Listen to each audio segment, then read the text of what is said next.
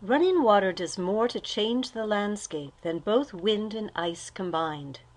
In this podcast, we will look at how water erodes the land, transports the resulting sediment called alluvium, and deposits the sediment.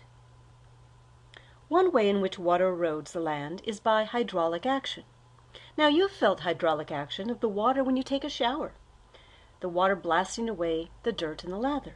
Of course, a good-sized waterfall can blast away a lot more than some suds. Under every major waterfall is a plunge pool, excavated by the power of hydraulic action. Water by itself is not a terribly effective agent of erosion, unless, of course, it contains this. Water that is carrying sediment can really wear away the bedrock by the process of abrasion, also known as corrosion. You probably recognize these pebbles as having been abraded by water, for they're worn smooth. In this picture, we're looking down at Fossil Falls, a waterfall that no longer has any water. As cobbles fell into small holes at the bottom of the waterfall, they were swirled around by the water, and the abrasion caused the holes to get larger and larger. Even if one cobble wore away in the process, another would be likely to fall in and continue the abrasion. These are classic potholes. Another way in which water erodes the bedrock is by dissolution or dissolving. Some rocks are soluble. Limestone is a great example. Limestone is made of calcium carbonate. When calcium carbonate reacts with water, especially if the water contains dissolved CO2, making carbonic acid, bicarbonate ions are formed. The bicarbonate ions are carried away by the water in the form of calcium ions and carbonate ions. I don't have a good picture to show of this happening because dissolved ions are not visible in water. In summary, the three major ways in which running water erodes bedrock is hydraulic action, abrasion, and dissolution. Which is the most effective? Yes, abrasion. As running water erodes the bedrock, it changes the landscape and its own stream valley. The three kinds of landscape erosion are downcutting, making the stream valley deeper, headward erosion, eroding the stream channel and its features further and further upstream, and lateral erosion, making the stream valley wider by the action of the stream's meanders. Now, the Colorado River began at the top of what is now the Colorado Plateau and has eroded the canyon to more than a mile deep, simply by downcutting, eroding the rock directly under the water. If it only cuts straight down, then why is the Grand Canyon over 10 miles wide? In Paria Canyon, a classic slot canyon, the walls are composed of vertical sandstone.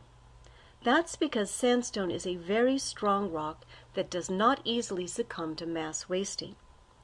Most canyon walls are not so strong. They collapse in landslides. The debris of the landslide is then carried away by the water, leaving the stream valley wider.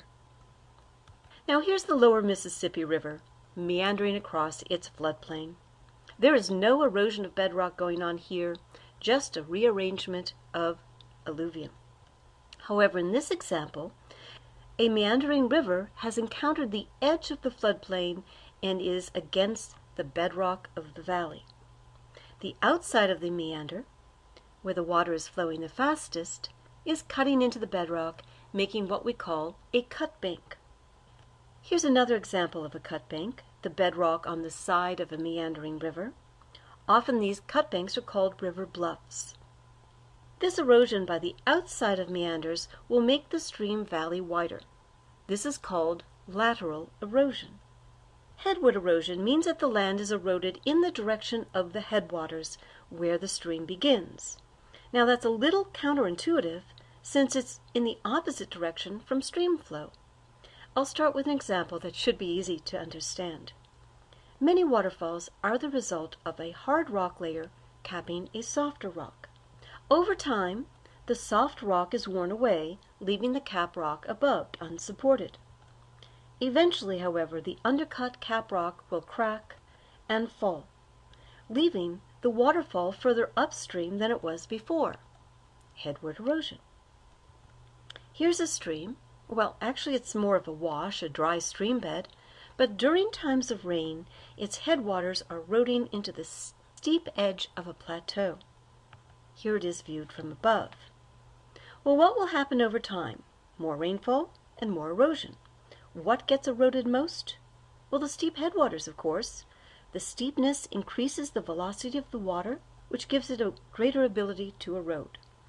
So not only will this stream erode deeper into that plateau, but eventually the tributaries of the stream will start at a higher elevation in that eroded landscape.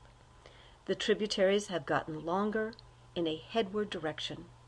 Headward erosion. Now let's take a look at how the river transports the sediments that it eroded from the landscape. The ions, such as salts or carbonates, are carried away in solution. They're part of the river's dissolved load. The silt and clay are so small that they're held suspended by the water's movement, so they are part of the suspended load. The suspended load is what makes the water look muddy. The sand is too large to stay suspended, so it tends to jump and skip along in a motion we call saltation.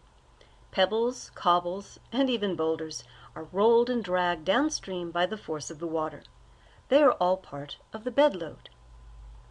Of the three methods of transport, which usually accounts for the most sediment moved? The suspended load. The Mississippi River transports 1.8 tons of silt and clay to its delta every day. That would be up to 300 million tons of mud in 1 year. To imagine that, just think of it filling up 11 million dump trucks. You can even see a plume of mud emanating from the mouth of the Mississippi as seen from space. Let's take a look at the Mississippi Delta. Deltas are depositional features that result when the river slows down as it enters a body of water, such as the ocean, a lake, or even another river. The Mississippi Delta builds up levees along its channels, creating a birdfoot delta that extends far into the Gulf of Mexico. A more classic shaped delta would be the triangular Nile Delta. It's no coincidence that our symbol delta has the triangular shape of the Nile Delta. As a river slows down, entering a body of water, the sand and coarser material moves along the top of the delta, creating the horizontal topset beds, until it gets to the end and falls down, creating the angled foreset beds. When the slope decreases, rivers will deposit sediments that they've been transporting. This can result in sandbars or gravel bars. Remember how the outside of the meander has faster flowing water, so it erodes a cut bank? Well, the inside of the meander has slower moving water, so it deposits sediment. The resulting deposit is called a point bar. You can see a few here. And here's a close-up of a point bar. The picture was taken while standing on the cut bank. This point bar will eventually become part of the Baker River floodplain. A floodplain is the flat land on either side of a stream channel. It is composed of alluvium deposited in meanders and also during floods. In deserts, most rivers are ephemeral. During a flash flood, water will bring sediment quickly down the front of the mountain. But when it reaches the basin floor, the water slows down and deposits its alluvium. The result looks a bit like a delta, and it's called an alluvial fan, for the fact that it has a fan shape. All rivers erode the land, transport and deposit sediment. However, different parts of the same river will carry on these different tasks. The steep headwaters are where most of the erosion is taking place, especially downcutting. The main trunk of the river transports the sediment, with small amounts of erosion and deposition going on. And finally, the mouth of the river is all about deposition. My last slide is simply a summary of the major points of this podcast. I hope you found it useful. Have a good day.